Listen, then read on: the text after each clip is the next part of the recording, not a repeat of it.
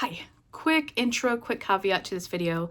I did film a weekly wrap-up last week, but I filmed it right after I did my monthly wrap-up, and I didn't feel like editing 2 videos.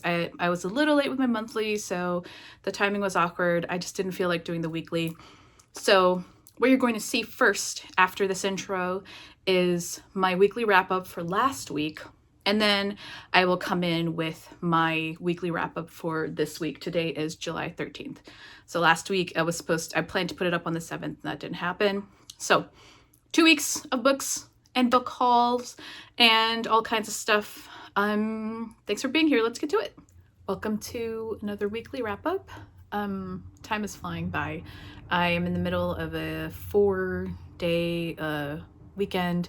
I took off, I took PTO because the 4th of July was on a Thursday, so I took the Friday off. It's only Saturday, which is nice, which is really fun. Haven't done much at all. Had all these plans, but it's just like, it's too hot. It hit almost 100 here, and kind of just hung around, read a lot. So yeah, let's get into it. First things first, we're gonna talk book haul. Yeah, I'm just gonna, there's a lot. First things first, and I will talk about this later on in the video. I picked up 4 volumes of The Other World's books Depend on the Bean Counter. This is it's upside down. There we go. The Other World's books Depend on the Bean Counter. Picked up volumes 1 through 4. This is an isekai manga, gay romance, fantasy, magic, all kinds of stuff. I will talk about it later, but I read the first volume digitally and I loved it so much I picked up all of the available volumes. So there's that. Next few, I picked up Minor Detail by Adania Shibli. This is a very short novella translated from a Palestinian author, and I actually read that this week, so I will talk about that later. Next is Tomorrow and Tomorrow and Tomorrow by Gabrielle Zevin. This is really popular. This paperback edition from Barnes & Noble had a really beautiful blue sprayed edges. I also read that this week, so we'll talk about that later. Picked up Fortune Favors the Dead by Stephen Spotswood. This is sort of a historical fiction mystery series starting out with, I believe, 2 female detectives, and I believe it includes a sapphic romance. So there's that. Next couple of books. The Devourers by Indra Das. This I actually picked up because my coworker suggested it. He started reading it, said he was enjoying it. And then I saw it, I'd never heard of it. Then I saw it on a table at Barnes & Noble and I texted him immediately and bought it. So there's that. This is sort of Indian written, Indian inspired, and there are werewolves, I think. So I really have not done anything other than seen it, took my coworker's recommendation and picked it up because never heard of it. Looks interesting, very different fantasy from what I read, so I'm excited for this one. I'm probably going to start reading it soon. And then I picked up The Silver Blood Promise by James Logan. This came out this year. It's being enjoyed by a lot of fantasy fans and a lot of fantasy readers that I follow on YouTube and also in the fantasy subreddit on Reddit. So I'm excited for this one. Basic fantasy premise, but I've seen people enjoy it, and then I think Tori Morrow actually really enjoyed it, and she said she enjoyed one of the characters in this was one of her favorite characters this year, so I'm excited to start this one. I've been so excited about this like stack of books I picked up recently that obviously I already read like all those volumes and 2 of the books, and I really want to read everything so far. One I'm not going to read anytime soon, but I got it anyways because buy one, get one 50% off. So this was the 50 off. This is An Ember in the Ashes by Sabaa Tahir. The reason I'm not going to read it anytime soon is because I've actually read this. I read the first 3 books in this 4-book series as they were coming out years ago. And I do want to do a reread, and I'm going to be picking up these paperbacks because you can see from the spine, all 4, once collected, will do a panorama, I believe, of all the main characters. And I do like the boldness of this cover and all the other covers, so I'm slowly going to be picking them up. They're young adult paperbacks, so they're like at full price, they're like $14, so I'll probably just pick them up in piecemeal over the year. And then I'm going to do a full reread of what I have read and then finish out the series because I want to. And then lastly, this is The Cautious Traveler's Guide to the Wastelands by Sarah Brooks. I do love this cover. This is a historical fiction, historical fantasy, speculative story about the Trans-Siberian Express, except all of the land going through Siberia is actually very dangerous, all kinds of creatures and stuff out there, and this train is fortified as the only way for people to take the train through this land. And we follow a cast of characters who are boarding the train, all for their own reasons, and that journey as they take off. So that was a good old pile of books that I've got. I think other than what I have planned to actually pick up, I'm not going to be buying for a little bit. On Tuesday, Bury Your Gaze by Chuck Tingle comes out, so I am going to pick up the hardcover of that so that my husband can read it, and just, you know, to have it because I enjoyed it. Other than that, I don't think I really am anticipating much. I mean, I am anticipating. I will probably have a July, August, September anticipated releases video that I want to do. Probably I'll have that up next week. So I am anticipating a lot of books, but I don't know how many of them I'm actually going to buy. So this was a big old pile of books that I bought, so I am good for a little while. All right, on to what I have read this past week. I finished last week's video and then almost immediately spent like an entire Sunday reading volumes of manga and a novella. And the novella that I read is Linghun by Ai Jiang. I did talk about this a little bit in my monthly wrap-up, but I want to talk about it a little bit more here. This came onto my radar because it was nominated for and then won one of the bigger sci-fi awards. I can't remember if it's the Locus or the Nebula. It won Best Novella. I want to say Locus. And that put on my radar, picked it up from the library. This is a story of this place called Home, H-O-M-E, all caps Home. It's this neighborhood where every house is actually haunted in the way where like whoever moves into the house, they will be haunted by their departed loved ones. So these homes are very much in demand, and we start the story with this young teenager, Wenqi, who moves in, her family moves in, hoping to be haunted by her younger brother who died when she was very much younger. So he was older than her, but he died many, many years ago, probably when she was about 4, I think. So they move in to try to be haunted by him, and he does eventually show up. But Wenqi has spent her entire life basically living in the shadow of her dead brother, and that doesn't change when he starts haunting them. So a lot of this is dealing with grief. It's dealing with how people deal and don't deal properly with their grief. Then also dealing with Wenqi as a sibling who is completely forgotten about and overshadowed by another sibling. And that can happen whether that sibling has passed away or even when that sibling is alive. So that there's a lot of emotional baggage that she is carrying and trying to deal with.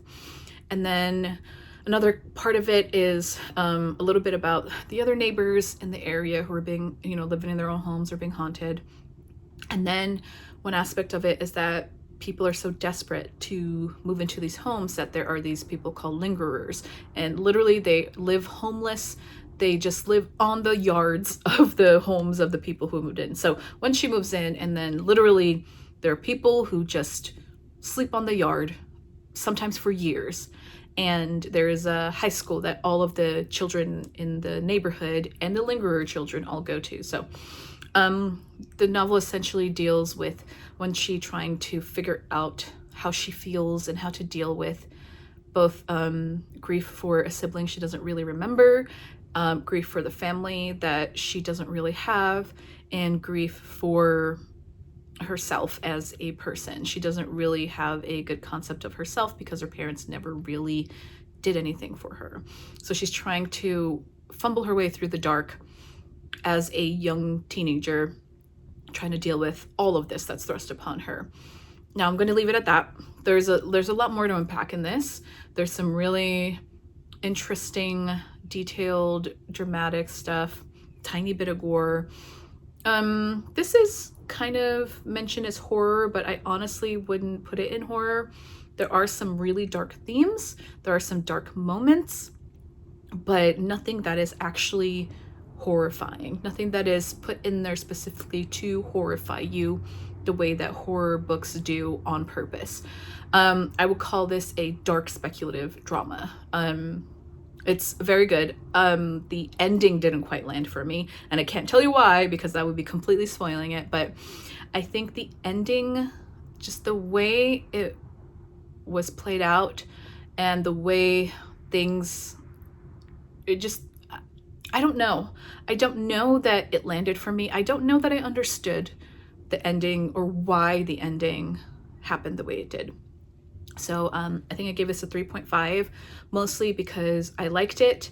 And it's very interesting. It's a different kind of story. And also a bit of it is that I think I am just a tiny bit tired of grief-inspired horror about grief. So yeah, decent pick, interesting read. And if you're interested in this at all, if it appeals to you at all, I say read it. It's a short novella. You'll blow through it really quickly, and it is interesting. So 3.5 stars to Linghun. Next thing that I read was New Mutants Volume 1 by Vita Ayala. This, ever since this new iteration of this New Mutants comic started, this is the third version of a Volume 1. This is the third author to be on this series, which is a little ridiculous, and it shows in the volume. So what is happening in Marvel right now, or started a few years ago, is that Marvel kind of really gave the mutants, the X-Men, the mutants, new life. Jonathan Hickman, a very celebrated comic writer, came in as the head story writer, story planner, writer. Basically, he's overseeing the entire mutant storyline right now. And part of that is that the mutants in the Marvel world, there is this sort of sentient island called Krakoa that they all move to. You know, shades of Genosha, kind of. And essentially they create their own mutant nation where every mutant is welcome no matter who they are. Strike number 1 for me. So once I kind of walked away from Marvel Comics for a while because there's just so much going on, and I wanted to come back to it, and I thought, okay, this is where I'm going to start. There is a very clear start to a very large story arc. I miss the X-Men, I miss mutants. I'm going to read every single thing in this Dawn of X, Age of Krakoa. So I have been doing that for a few years. I took almost a year off because a lot of it is just hot garbage. It just really is. But I'm getting back into it. I have Marvel Unlimited, so reading 2 volumes a month essentially pays off, is worth it. So I can read everything. And I'm back to New Mutants. This was the last place I left off in terms of reading it in publishing order. And so this volume essentially focuses on the younger. New Mutants has always been about a specific group of mutants, but they've always been the younger mutants. So this kind of explores the younger mutants, their lives, and what life is like for them on Krakoa. And especially, so you have the New Mutants who are essentially like in their early 20s, and then you have the younger cast of mutants who are teens and younger. And so there are 2 stories being juggled here. The old school New Mutants, so, you know, Danny Moonstar, Magic, Cypher, and Doug, you know, the classic New Mutants. And then you have the younger ones, like, I think Gabby is her name. She's a clone of Laura X-23. Anoli, and a couple of other younger mutants. I would say they're about, 12 years old, that I'd never heard of because I've not been keeping up. And so there's New Mutants dealing with a lot of stuff that they've been going through and trauma over the last few years. And then there's these younger mutants who aren't really being monitored very well. They're not being parented very well. So they're kind of feral and they just wander around doing whatever. They're being trained, to get used to their powers. And most of them, actually all of them, the small band except for Gabby, are mutants who can't hide their mutations. So Anoli is green. One of them is a brain a floating brain, just stuff like that. So they kind of band together, and it turns out that these kids, without being supervised, have been talking to the Shadow King. If you know anything about Marvel and the Shadow King, that's wild. We'll get there. And in this volume, so they're kind of being manipulated by the Shadow King. And a lot of the storyline and a lot of my issues with this volume is that it's treading so much old thematic ground with Marvel mutants. Everything here is just old shit. With the kids who, there's the whole storyline with the kids who can't hide their mutations, even though they're on Krakoa. This whole storyline where they just want to be normal. They can't hide their mutations. And, you know, Gabby doesn't know what it feels like to not be able to hide it because she can pass for human. Blah, blah, blah, blah, blah. That's a whole thematic through line for them and leads to them being manipulated by the Shadow King. The New Mutants, they are just dealing with trauma, and a lot of them dealing with trauma means they aren't really properly there for the younger kids, so it just keeps creating this gap between them.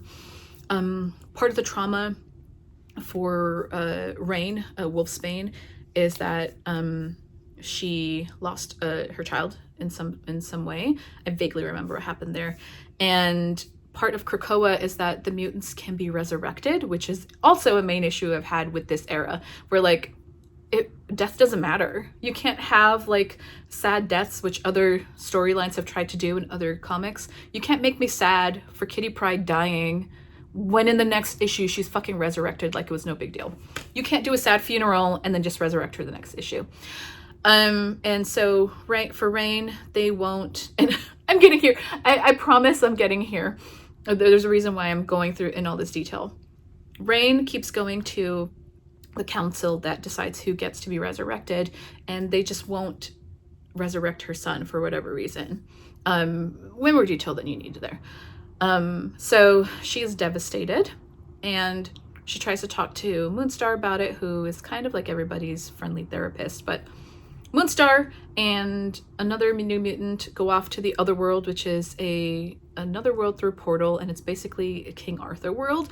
I fucking hate the Other World. I can't stand it. Hate every story that takes place there, so, you know, that was a huge drag. A whole issue of them in the Other World, and I was just kind of flipping through and just ignoring it. So Rain feels neglected and ignored, and she kind of goes with the kids, and she sees the Shadow King, and she listens to the Shadow King.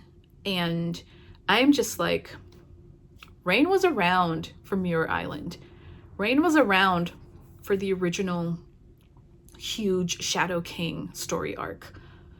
I can't remember if she was directly affected by it, but all of her friends over the last decade, 2 decades of Marvel Comics were affected directly by the Shadow King and everything that happened on Muir Island. And Rain listening to the Shadow King, even in all her grief and with all the trauma that she's dealing with, Rain listening to the Shadow King and being manipulated by the Shadow King is indicative of how this current era of X-Men does not give a single flying fuck about the history of any mutants. They just don't. And that is across every single X title that I've read up to this point. They don't care.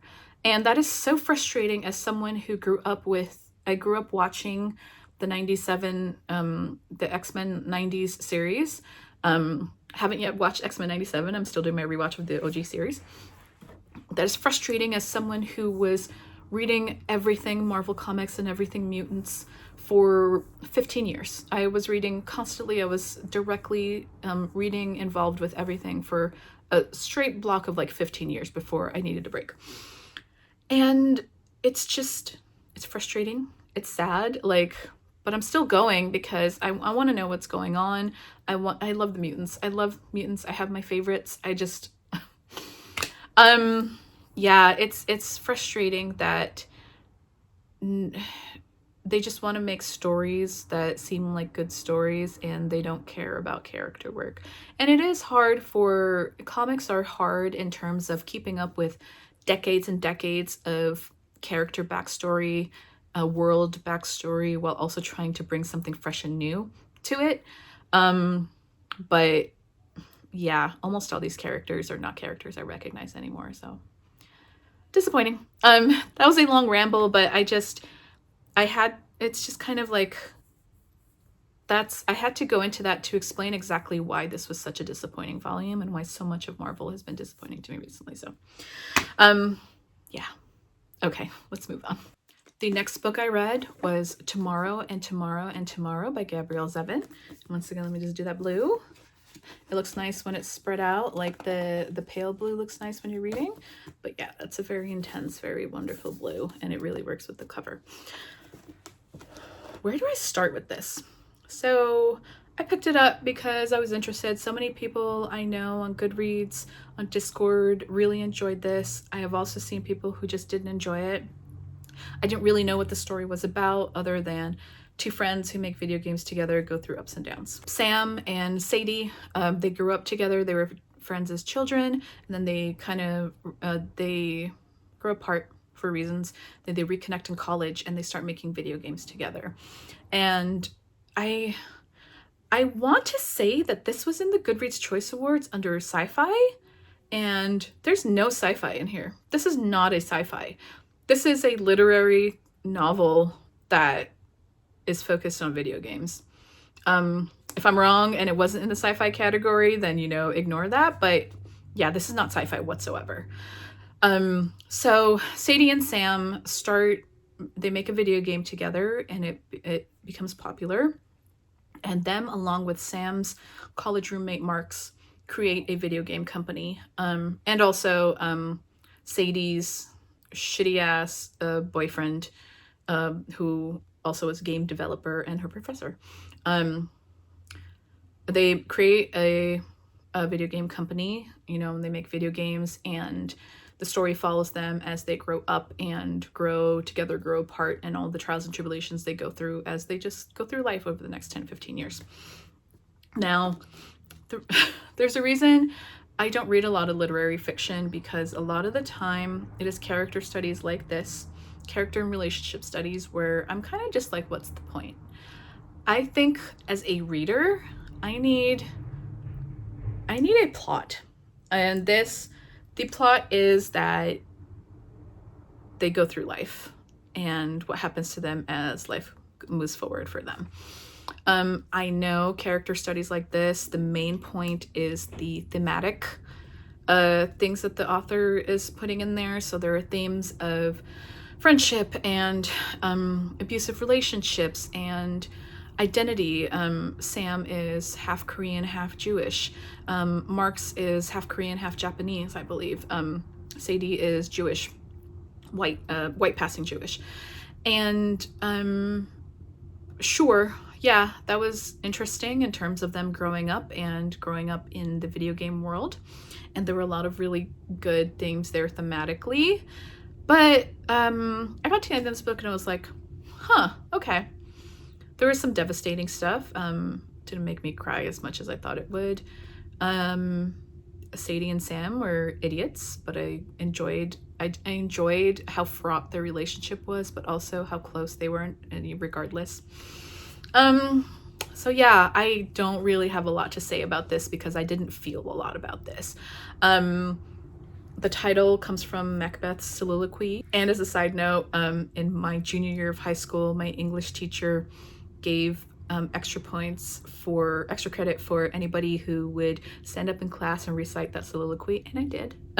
I don't remember it now anymore, but I memorized that shit over 2 days and recited it in English class and got every single point of those extra credits. Not that I needed it, but I do like that soliloquy, and as you can see, the art here, it's the Great Wave off Kanagawa, which is actually literally my favorite art piece of all time. That plays a big part in thematically and also one of the video games that they create. So there were a lot of things in here that I feel like could have appealed to me, but yeah, by the end, it's kind of like, why? Okay, like it was good. It was well written. It was intriguing. I was sucked in as soon as I read it. I was like, okay, I'll read the first chapter, see how I feel, and I was like 65 pages by the end of the night. So, it's good, but it didn't stick with me. It didn't hit me as much as I thought it would. So I gave it 3 stars. Yeah, I wish I liked it more, but so much of contemporary literary fiction just doesn't work for me, unfortunately, and this kind of falls in that category. So the next thing I read, more literary fiction, Minor Detail by Adania Shibli. So first of all, I love this cover. You know, I'll bring it back here so you can kind of see her face. And then like when it's up close, it's like really kind of hard to look at and pinpoint. So this is a very short novella translated from Palestinian about this. It's two timelines essentially. It's about this reporter. She's not even a reporter. She's just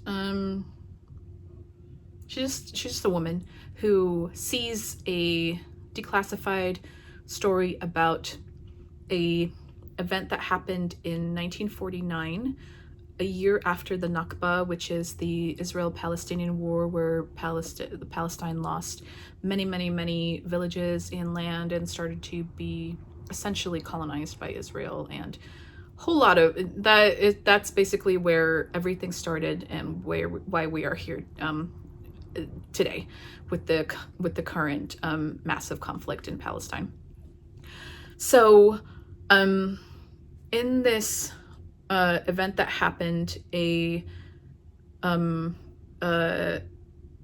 Israeli soldiers in an outpost in the desert in Palestine, Israel, happen upon a Bedouin family in the desert. They kill everybody and the camels and animals, and they take the girl back to their camp eventually, where she is raped and then killed and buried in the desert. And this woman in the more current timeline, she sees the story, and the minor detail that she fixates on is that the event happened 25 years to the day, exact day, 25 years before she was born. That is literally the only thing that kind of hooks into her mind and makes her obsessed with this event and want to find out more. So it's a very interesting, so the first storyline, the part where it actually talks about the event in the past, we actually are in the perspective of the commander, essentially, of the outpost where it happens. And this man is, he's actually bitten by a spider and is poisoned. And poisoned, or yeah, he's poisoned, venom poison. He's bitten by a spider, and there's very interesting imagery of the poison spreading throughout his body and how it's affecting him. And it's not a reason for what he does. I think a lot of the way that he acts shows that he is very psychopathic, essentially, and maybe he would have done this already, but the way he was at the time probably didn't help, probably affected things. And I saw, I don't remember where I saw, but somebody said in a review once that the imagery of the poison from the spider bite going through him and infecting him the way Palestine was infected was pretty strong. And that hit me, like, I was like, wow, that put a brand new layer on things. In the perspective of the woman in the more current time, she is just kind of a rambly, anxious, super anxious person, and I think she is supposed to be somewhere on the autism spectrum. That made sense to me. I got that as I was reading, and we just follow her on this journey towards trying to find more information about the event that happened, just because of this one minor detail about the date that it happened. And at first, I wasn't sure, once I realized that was the minor detail, I wasn't sure why or how these stories would connect, but eventually I realized it was the writing that connected these stories. The literary aspect of it connected these stories in a way. They're both repetitive in the same and different ways. There are themes and motifs in both stories that connect the two characters. Not connect them as people, but connect their two narratives. And then eventually the narratives kind of, they end, and it's just devastating. Yeah. all of that is to say, I still gave this 3 stars because it is very effective at what it is doing, but a lot of the narrative, even though I understood what the author was doing with the narrative, and we get a lot of thematic stuff that does come through. I understood the theming, I understood the writing devices, I understood everything.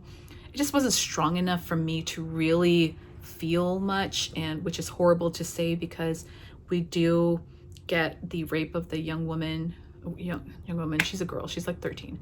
We do get the rape of the girl through the perspective of the soldier, and it's not super graphic, but it is there, you can't avoid it. And I think despite it being from his perspective, there is care taken in terms of how it is approached and written about. But as strong as this is, as strong as the writing is, as intense as the thematic imagery is, as much as I understood everything that the author was going for, I still was kind of like, okay, that was something I read. I wish I could say anything better than that because I bought this little thing for $16. But yeah, as a piece of fiction about the Israeli-Palestine conflict, genocide, I will say the Palestinian genocide, it's not a conflict, it's a genocide. It is very interesting, and it does give you a perspective. It gives you perspective through a very thematic literary lens, but it does give you a very good perspective on how Palestinians feel about losing their land and losing their homes and losing themselves, essentially. So yeah, I do think this is worth a read. Prepare yourself mentally, take care of yourself. I think it is worth a read. I wish I had gotten more out of it, but I don't regret reading it. Let's put it that way. So, minor detail, that was 3 stars. And ending on a high note, these kind of bookended the start and the end of my week, is the 4 volumes of the Otherworlds books Depend on the Bean Counter. So what cover do I want to hold up? I'm going to hold up this cover. So, I read this, I had it digitally. I don't remember what put it on my radar or why I picked it up, but I read it digitally, and I was reading the first volume, and I did not realize that A, this is a gay romance, B, I knew it was an isekai, but it's an interesting take on an isekai. The gay romance, the way it plays out, shocking. I went into this knowing nothing other than it's an isekai. I didn't even realize it was a gay romance. Like, that's how blind I was going into this. So essentially, Kondo, this nerdy character, he is the one who is dragged into another world. In our world, he is a Japanese corporate slave, essentially. He works, all he does is work. And when he's dragged into the other world, he's dragged in the wake of a holy maiden who is pulled into the world to help this world, as there's this magical miasma that is coming out, leaking out that will destroy the world. And they try to get a holy maiden to help save the world from this magic miasma. And Kondo is dragged along by accident. And they're like, what do we do with him? Don't know what to do with him. And he's like, well, I'm accountant. Do you have an accounting department? So he's hired and put into the accounting department, and he starts to do his job. And he starts to be super good at his job, and he is noticed in that fashion. Because he was a corporate slave, he was always into like overworking himself, kind of starving himself, because all he would do was work, take work home, sleep terribly, feel awful. And his coworker is like, hey, here is this magical potion that will help you feel better. So Kondo takes it, and he feels good. It helps him work some more. So he keeps taking it, not realizing that he shouldn't be taking it all the time and so much of what he takes. So he starts to overdose on the potion. And while he's ODing in the street, this character, this is, why do I forget his name? I literally just read Aresh. Aresh is the captain of the Third Guard, who are like magical enforcers for the kingdom. He's the captain of the Third Guard, and he finds Kondo ODing, and he does a magic spell on Kondo to stop him from ODing. But what he doesn't realize is that Kondo has no magical resistance, and everything in the world has magical, they call them magical polycules. Everything is riddled with them. And he has no magical resistance, so when he saves him with the spell, Kondo starts overheating and being sick from the magic spell. And what Haresh realizes he has to do is he has to inject Kondo with his magical essence. And when I say inject, yes, that is exactly what I mean. So yeah, I knew nothing about that. And when I turned that page and I realized what was happening, I was like, oh my God. I just found the gay magic made them do it gay romance isekai of my dreams. I immediately went and bought all 4 volumes so I could own them and I love them. It's silly. The 2 of them, they don't quite fall in, it's not like a love at first sight kind of situation. They don't fall into a romance.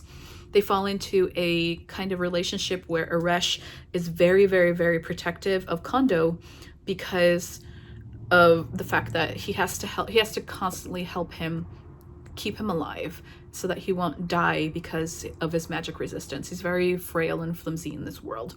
So Haresh does that for Kondo, and you know, that just happens to be where he has to cuddle him every so often. You know, kissing helps too. It's revealed in volume 4 that other than 2 times when they have to have sex, Haresh doesn't cross that boundary. And it's mainly where it's cuddling, skin to skin contact and kissing. So that was nice because part of that is sort of like they do kind of talk about consent, but it's also like kind of iffy because Kondo is incredibly sick when he consents. You know, he consents because the other option is to die. So the consent is a little iffy, but it's not, I think it's dealt with decently as the volumes move on. And they do talk about it a bit where Kondo starts to create boundaries and Haresh kind of pushes them in the way where every tsundere, big handsome man, pushes boundaries. It just tends to be a trope in books like this, romances like this. But it didn't push any boundaries for me. I didn't feel icky about it at all. I was enjoying it. They do have a lot of back and forth and misunderstandings, and not just misunderstandings, but like they don't quite understand their own feelings as they're moving through and their relationship develops. Haresh, I think, is pretty sure that he definitely has feelings for Kondo, and Kondo is struggling with that. He's struggling with feeling like he's a burden on Haresh and feeling like he constantly has to thank Haresh and stuff like that. So there's a lot of back and forth, push and pull. And in the midst of all this, in the midst of all their relationship stuff going on, there is a lot of political world building happening, where Kondo is starting to really affect the world and the happenings and political machinations because of his accounting and stuff going on. So book 4 ended on a great note, did a lot of world expansion, and did a little bit more to develop their relationship, and they're kind of in a new stage of it. Not in terms of being together, but a new stage of kind of understanding each other, maybe. So yeah. It's silly. It's cute. The art is really good. Like shockingly, I shouldn't say shockingly, but there's no spoilers here. This art is really, really good. Look at Kondo's eyes. Just beautiful. The character work, you know, each character is distinct. Whoops. And just, yeah. Oh yeah. Here, they had to cuddle for some reason. It's really good. It's silly. Oh, it's really great. A really great piece. So yeah, the art is really good. Yeah, I don't know what else to say. I love this. This may not be for everybody, but it was the perfect series for me. I'm so glad that I discovered this. And now I've read volume 4. I read all 4 volumes this week, and I am sad because I have nothing else to read. I know this started as a light novel, and I think I did flip through the light novel at the store thinking about buying it, and it looked like the first volume of the light novel that is put together kind of ends around volume 3, volume 4-ish. So And there's 2 volumes of the light novel so far, so I'm probably gonna buy them. I'm indie. I love this. I love the story. I love this manga. So yeah, super surprising, happy favorite of the week so far. So yeah, that's all of it. What am I currently reading?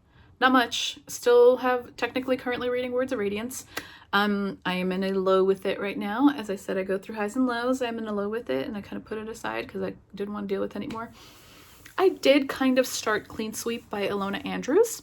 So it is starting to feel like that is exactly the read that I need right now. So that's probably going to be the next thing I kind of like really start reading purposefully. Other than that, we're chill.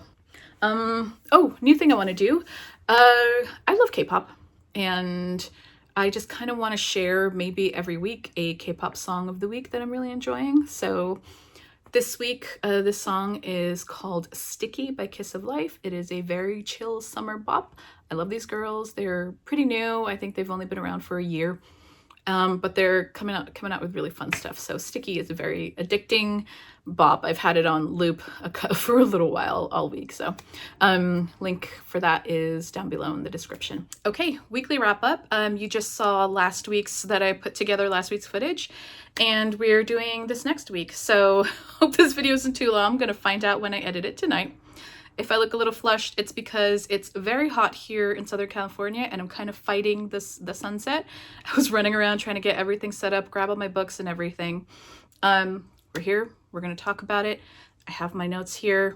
Let's get to it. So first things first, I guess, is going to be another few books of a book haul. Unfortunately, Barnes & Noble has a premium membership deal going on where premium members, which I am, get double points. And I got some reward money in. So first of all, I just want to show off these edges. Like, they look so good together. This is my favorite color, purple. The purple is The Spell Shop by Sarah Beth Durst. This is so pretty. I'm so thrilled with this. So this is a cozy fantasy with a little bit of romance in it, and I'm very excited to read this. I was going to pick this up immediately, except for my next book that I bought. I grabbed this because I think Beautifully Bookish Bethany rated this very highly this year, so I was curious. It has rose gold foiled edges. I'm a sucker. I need them to stop doing all these special edges on all these normal books because I'm just a freaking sucker for it. But it's hardcover, no slip cover, so I grabbed this to read it at the store and see if I would like it. I didn't want to stop reading. So as soon as I finish this, I'm a little miffed that I have plans to edit tonight because I kind of just want to binge this, so high hopes. Essentially it is about these 3 girls who are drawn to magic in some way. One is an actual witch. The other 2 have stuff going on where they want to try to use magic to try to change or help their lives in some way. I believe one is kind of possessed or haunted by demons, and the other wants to bring her sister back from the dead. So, and then they are drawn to this witch who, she has like little spells, invocations that she gives to girls who give up like a piece of their soul for them. And I believe those girls start being murdered and kind of serial killing kind of stuff going on. And then the other girls find the witch and they kind of team up and try to figure out what's going on.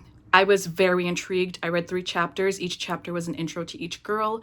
The writing is really good. I was kind of shocked at, I'm not going to go on because I want to binge this tonight when I finish editing. So, it's just beautiful. Can you see the foiling on that? No, the sun's kind of messing up, but just once again, really beautiful rose gold foiling. And then lastly, first of all, I bought these 2 together. The aesthetic is beautiful. This is God Killer by Hannah Kaner. Grabbed this because a couple of my friends in my book club are reading this and I wanted to jump in on it. I've been interested in it for a while, so I just kind of get the sunlight. This is a bad time to film. I just got so caught up at the bookstore reading the invocations that I just completely lost track of time. So there's God Killer. It's about this world where gods are being murdered and our main character or gods are forbidden. Our main character goes around as a god killer, goes around finding gods and killing them. I did read the first chapter of this, and whoo, what an opening. So I'm very happy to get to this soon. So those are the 3 I bought. And one more time, just for the prettiness of it, the aesthetics of it. You know what? Let's turn this. Aesthetic. I'm a sucker. Yeah. Okay, first thing I finished since my last filming. This is The Fireborne Blade by Charlotte Bond. This is a fantasy novella starring a female knight where she already has issues dealing with being a woman knight. But then something happens where she is kind of disgraced, and the only way that she can figure out to really save her name is to go to this dragon's lair and to get this blade, the Fireborne Blade, from this dragon's lair. I thought this was going to be a pretty straightforward story based on that, but there's so much more, and I don't want to tell you what that much more is because the way it unfolded was just such a nice surprise. So essentially we follow Maddie. I don't know how to pronounce her name. I just kind of call her Maddie. We follow Maddie in sort of 2-ish timelines. The current timeline where she and her squire are going into the dragon's lair, their journey into the dragon's lair, and dragons are really dangerous. There are ghosts, the ghosts of people who have tried to kill the dragon before, but they have died and their spirits are still stuck there. All kinds of stuff going on. And then we kind of follow Maddie maybe like 3 or 4 months, 3 to 6 months before in pieces as she befriends a female mage who also kind of runs into issues where, you know, women doing magic is not really, it's frowned upon. And then interspersed, which I really liked, are these chapters which are essentially historical texts, narratives about previous knights who have gone to fight and slay dragons. So those texts are great because they are just really gory, interesting ways to round out this history of this world and, you know, dragon hunting and everything. It was so good. And it didn't really disrupt the story. It was, you know, super interesting, few pages of some knight who went to slay a dragon, a squire who survived, all kinds of stuff. So I really, really liked that. 5 stars. I had such a good time with this, and I'm not going to tell you anything more than that because if you want to read this, I would just love for this to unfold for you and surprise you the way it did for me. I just this cover is absolutely gorgeous. Maddie looks badass. There's the White Queen, the dragon that she has to slay. So definitely check this out. This is just so much fun. And apparently we're getting a sequel, which I'm very excited about. Do not go read the synopsis for the sequel because I feel like that will spoil you for the ending, for the surprise fun of the ending of this. So yeah, Fireborne Blade, 5 stars. The next thing I read was a graphic novel ARC Events Reader copy, thanks to NetGalley and I do not remember, IDW Studios, I think, did this. So this is Beneath the Trees Where Nobody Sees by Patrick Horvath. This appealed to me right away because I have a twisted little brain, and this is essentially sort of a Dexter-ish story about a serial killer, except this world is populated by anthropomorphized animals. So our killer is a cute bear named Samantha, and she lives in a small town, and her only rule is that you don't kill the locals. When she needs to go and kill somebody to, you know, quiet the voices in her mind, she goes, you know, over to the big city a couple hours away, kidnaps somebody, and then murders them very gruesomely in the forest and buries their body in parts in the forest. And then our story starts when a townsperson is brutally murdered and discovered in her small town, and Samantha is like, oh no, this can't happen, and I need to figure out who this is before people start digging and maybe accidentally find out that I am a serial killer. That's all I'm gonna give you. The artwork is so good.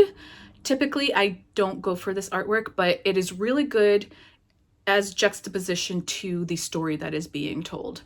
So It's a very gory story, but the artwork is very reminiscent of like Richard Scarry or Berenstain Bears. And that juxtaposition goes even crazier when we have these scenes of the gore, and it is gory. I'm going to warn you if you do check this out. It is bloody and gory. On-page gore, really gross. It didn't make me sick or anything because I've seen a lot of this in graphic novel format, but it is gory.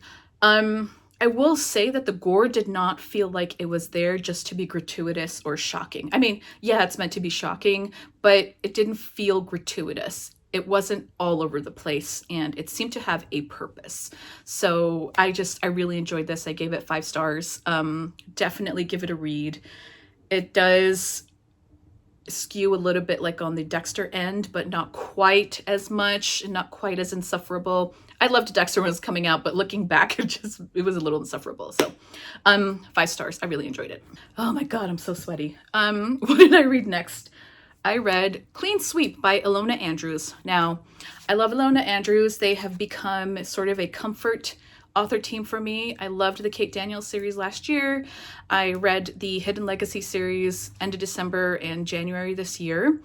They just do really good urban fantasy paranormal romance that really does it for me. Now, Clean Sweep is sort of a bit of the same, except the twist is that all the paranormal creatures, or at least the paranormal creatures that we meet in this story, this first book, they're all aliens.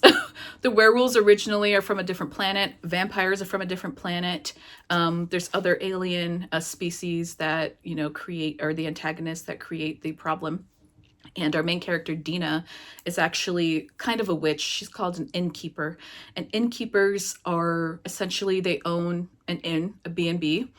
And these are sort of like hallowed, neutral ground for anybody visiting Earth to stay in these inns specifically. And Dina's magic is tied to the inn that she is in. And she has a past where her parents were innkeepers, so she grew up as a child of innkeepers, and they and the inn that she grew up in completely disappeared. And so she has a background driving force trying to figure out what happened to her parents, as she is also trying to increase the rating of her inn so that she can get more people to it, because an inn needs to be in service to stay kind of alive. So Dina draws magic from the inn the same way that the inn is drawing life and service from her and her guests. And we meet a werewolf named Sean and a vampire named Arland, something like that. Now, this is a cool story. Paranormal, urban fantasy, but make all the creatures aliens. I love that idea.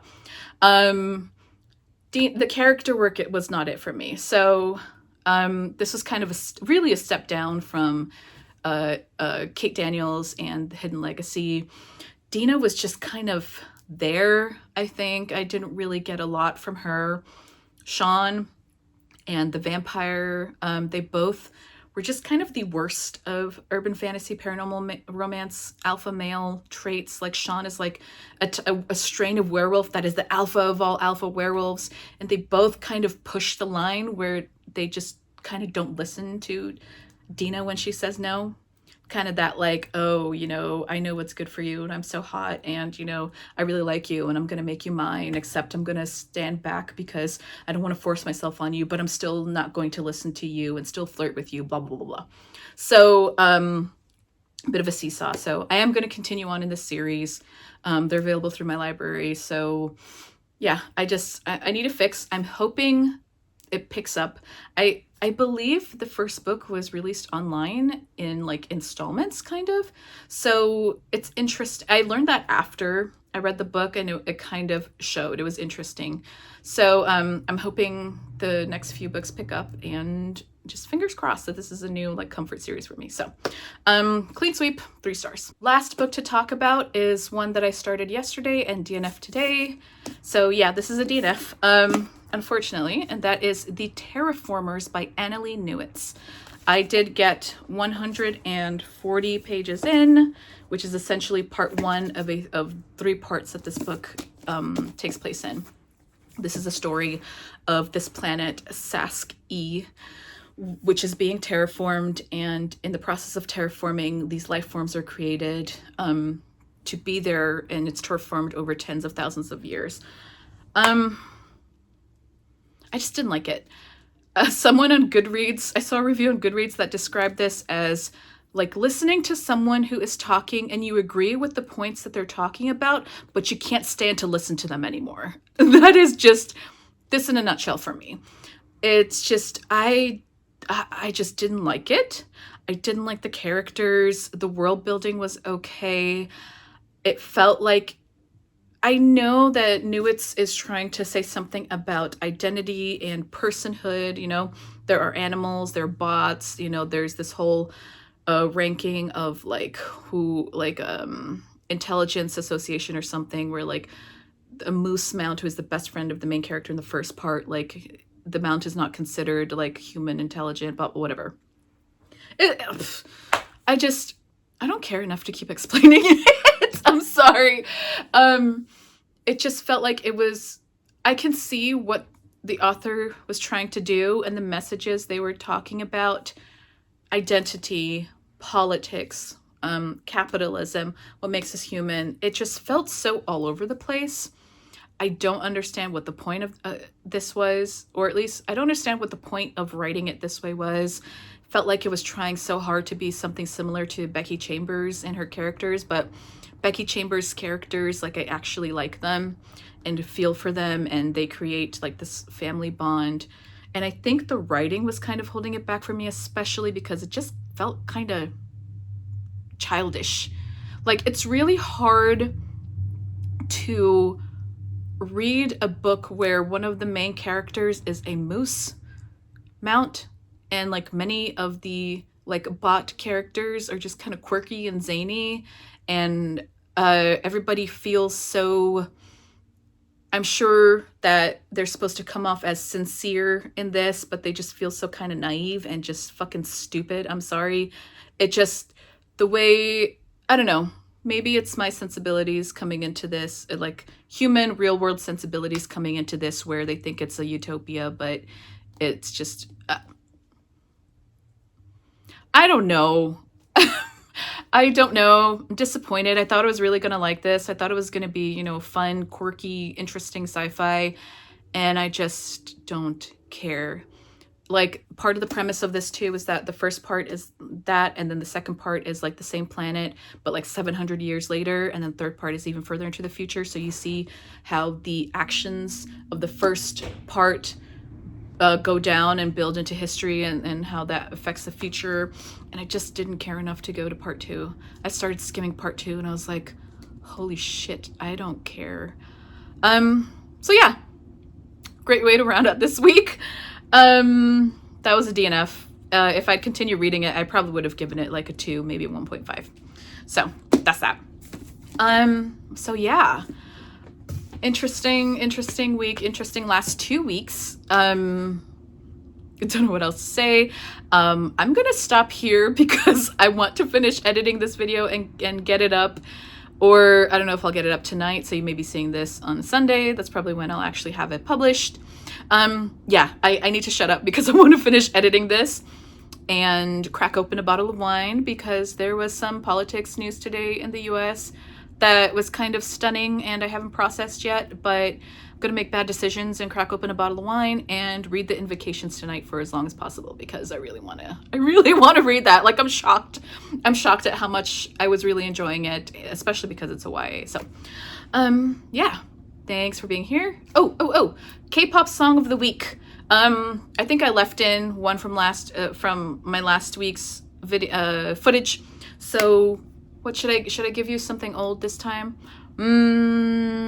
Oh, the heart of my heart, GOT7. We'll say GOT7 Look, and that is linked down below. So thanks for watching. Let me know what you think of any of the books, plenty of books that I mentioned in this video, and I will catch you next time. Bye.